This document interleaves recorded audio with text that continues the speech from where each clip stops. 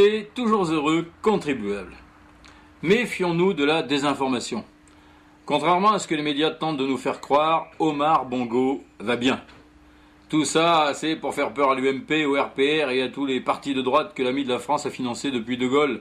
Et aussi pour faire peur à Century 21, qui s'occupe de ses 35 propriétés, et aux banques qui gèrent ses 70 comptes. Enfin bref, c'est pour foutre la trouille, mais moi, je sais que c'est pas vrai. D'ailleurs, de nombreuses annonces indiquant clairement que l'état de santé d'Omar Bongo n'inspirait aucune inquiétude ont été faites ces dernières semaines. Vous les avez entendues comme moi.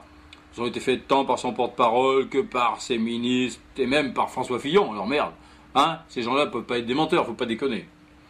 Alors rassurons-nous, le décès de notre bienfaiteur de la France-Afrique n'est pas pour demain et on va encore avoir du pognon, vous inquiétez pas. Hein, des allusions comme quoi, que peut-être même qui serait enterré, c'est des conneries, que notre président actuel et un autre périmé lui auraient même serré une dernière fois la main dans son cercueil, histoire de voir s'il n'y aurait pas un dernier paquet de bifton dedans. Oh non, mais attends, j'y crois pas ça. Ça suffit comme ça, les rumeurs, je les ai bien reconnues, les files d'attente devant son cercueil. C'est des images d'archives de la mort de Mobutu et de Kabila même. Il faudrait que les journalistes arrêtent de nous prendre pour des cons en pensant qu'on n'est pas capable de distinguer une file de Congolais d'une queue de Gabonais. D'ailleurs, Omar Bongo est-il vraiment vrai? A-t-il vraiment existé? Il n'y a rien de moins sûr. Charles Pasqua, par exemple, n'en a jamais entendu parler. Pourtant, hein, il connaît bien le Gabon, vu qu'il a facilité avec son fils et son ami Falcon l'accès des populations les plus fragiles à des armes de qualité, des mitrailleuses, des fusils d'assaut et surtout des machettes non rouillées, c'est-à-dire mieux qu'au Rwanda, hein, c'est-à-dire non rouillées, c'est-à-dire avec lesquelles les victimes sont à l'abri du tétanos. C'est bien une preuve, si Charles Pasqua n'est pas au courant, hein, ça n'existe pas.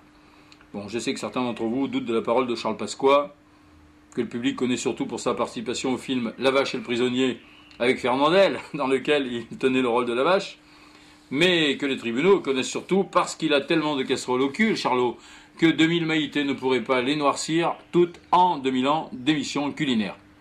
Mais pour moi, un gars qui n'a jamais été en tôle est innocent, je fais confiance à la France. Et le Charlot, c'est toujours non-lieu dans les affaires de financement occulte de Elf. Pas de problème avec les 4 millions d'euros de pots de vin du casino d'Annemasse. Bientôt innocent aussi dans l'affaire des commissions occultes sur les marchés d'armement, etc., etc., etc. La Cour de justice de la République, seule compétente dans cette histoire, d'ailleurs, vu qu'il était ministre au moment des faits, le jugera en 2010. Ils ne sont pas pressés. Il aura 83 ans. Elle est quand même un peu emmerdée, la Cour, parce que Pinochet, il est mort à 91 ans. Alors, si le procès pouvait être reporté d'une dizaine d'années, ça l'arrangerait de le juger à titre posthume, Charlot. Il serait peinard. À moins qu'on puisse l'innocenter en tant que sénateur. Enfin, faut voir. On trouvera une solution. Ayons confiance en la justice. Il n'y a qu'à demander à Eva Joly. Elle connaît et elle a confiance.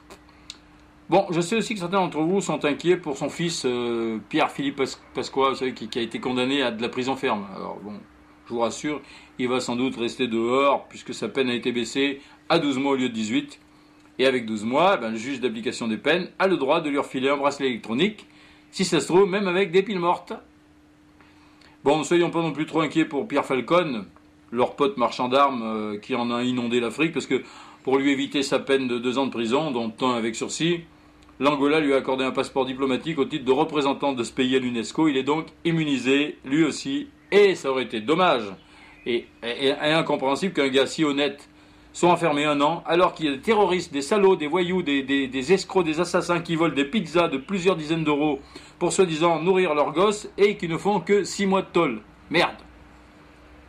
Voilà pourquoi on veut nous faire croire qu'Omar Bongo est mort. Je me suis renseigné pour vous. Il se trouve que ceux qui ont lancé cette fausse information sont les mêmes qui avaient prétendu il y a quelques dizaines d'années que Sheila était un garçon. Donc on ne peut pas leur faire confiance. Et tant qu'à propager des rumeurs, vous allez voir qu'ils vont prétendre bientôt qu'Omar Bongo avait refusé de se faire soigner en France de peur de croiser Roselyne Bachelot dans un couloir d'hôpital, que Sarkozy, Chirac et Giscard sont homosexuels, qu'ils ont tous couché avec Omar, que Nico a monté ça de toutes pièces, histoire de pouvoir prendre une photo debout à côté d'un mort, vu que c'est sa seule chance de paraître plus grand que son voisin, que Giscard fait la gueule parce que Bongo a donné plus de diamants à Chirac que lui-même en récupéré quand il niquait Bokassa, enfin bref, que pendant ce temps, Carla va se taper Bernadette, enfin c'est n'importe quoi. Je vous jure, les rumeurs, hein.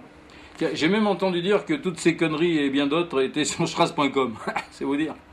À la semaine prochaine.